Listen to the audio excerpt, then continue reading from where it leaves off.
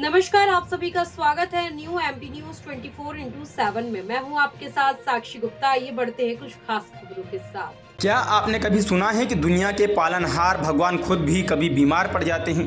सुनकर भले ही अजीब लग रहा होगा, लेकिन इस संसार में भगवान भी बीमार हो जाते हैं। जी हाँ, हम बात कर रहे हैं पन्ना के भगवान जगन्नाथ स्वामी जी की, जो आज से 15 दिनों के लिए लू लगने से बीमार हो गए हैं, जिससे अब 15 दिनों के लिए भगवान जगन्नाथ स्वामी मंदिर के पट बंद कर दिए गए हैं।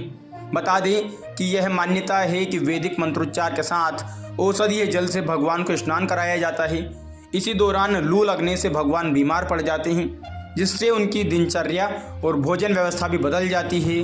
ठीक होने तक उन्हें प्रतिदिन वैद्य द्वारा दवा देने की परंपरा भी निभाई जाती है। इस दौरान मंदिर के कपाट भक्तों के लिए बंद रहेंगे।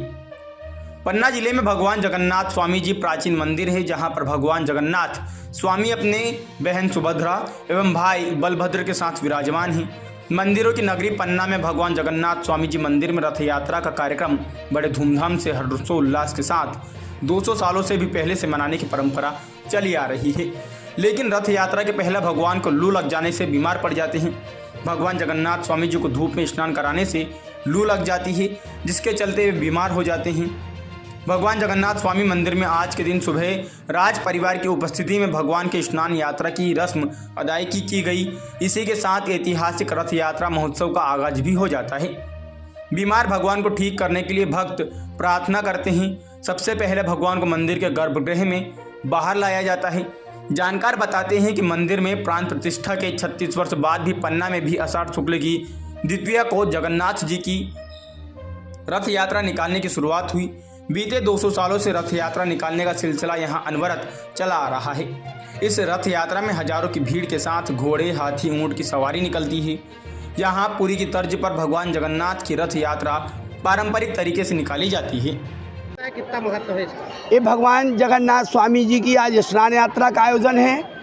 ये सैकड़ों वर्षों से स्नान यात्रा का आयोजन होता है और स्नान यात्रा के साथ ही ऐतिहासिक भगवान जगन्नाथ स्वामी की रथ यात्रा का शुभारंभ भी होता है।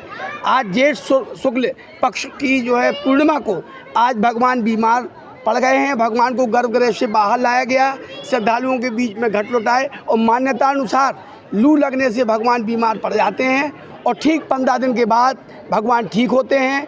धूप कपूर की झांकी होती है। उसके दूसरे दिन यानी दोष के दिन भगवान की रथ यात्रा यहाँ से जनकपुर के लिए रवाना होती है। भगवान बीमार रहेंगे तो इस दौरान दर्शन नहीं होंगे? भगवान बीमार रहेंगे, 15 दिन के लिए कपाट बंद रहेंगे और उनको जो है देसी जड़ी बूटियों वेदों के उससे भगवान का इलाज किया जाएगा। उनको संतुलित भोजन दिया जाएगा ताकि भगवान जो है जल्द स्वस्थ हो और दर्शन दें। इस दौरान दर्शन नहीं होते तो कैसा लगता है? जो श्रद्धालुओं को निश्चित तौर पर आप ये मानिए कि दर्शन नहीं होंगे भगवान के 15 दिन तक, तो श्रद्धालुओं के मन में कहीं ना कहीं ये कष्ट होता है कि भगवान कब हमें दर्शन देंगे, कब प्रभु हमारे सामने होंगे या हम उनके दर्शन करेंगे। तो इसलिए निश्चित तौर पर श्रद्धालु आते हैं और बंद कपाट के दर्शन करके लौट जाते हैं। लगातार परंपरा 200 वर्ष पुरानी परंपरा है और इसी दिन में भगवान श्री जगदीश स्वामी जी को लू लगती है। फिर इसके बाद 15 दिन के लिए पट बंद हो जाते हैं। फिर शुभारंभ होता है रथ यात्रा का और उसी अनुसार हर साल की तरह हम फिर से इस बार आए। आज 1000 छिद्रों वाले घड़े से भगवान को स्नान कराया जाता है। बिल्कुल बिल्कुल, हाँ। और फिर वो जो अपना जल होता है उसे प्रसाद के रूप में बांटा जाता है। अच्छा, कितने दिन तक भगवान के दर्शन नहीं होंगे? और फिर लगभग 15 दिन। 15 दिन भक्तों को उदासी रहेगी, दर्शन नहीं हुए। हाँ, मतलब 15 दिन तक। फिर उसके बाद जब शुभारंभ होगा तो फिर बारात के रूप में श्री जगदीश स्वामी जी को लेकर जाया जाएगा। इलाज चलता है। बिल्कुल बिल्कुल, जड़ी बूटियों से। फिर भगवान ठीक हो के बाद अपने भक्तों को नगर में दर्शन देने निकलते हैं। हाँ हाँ बिल्कुल, आप ही बाइट दे दें।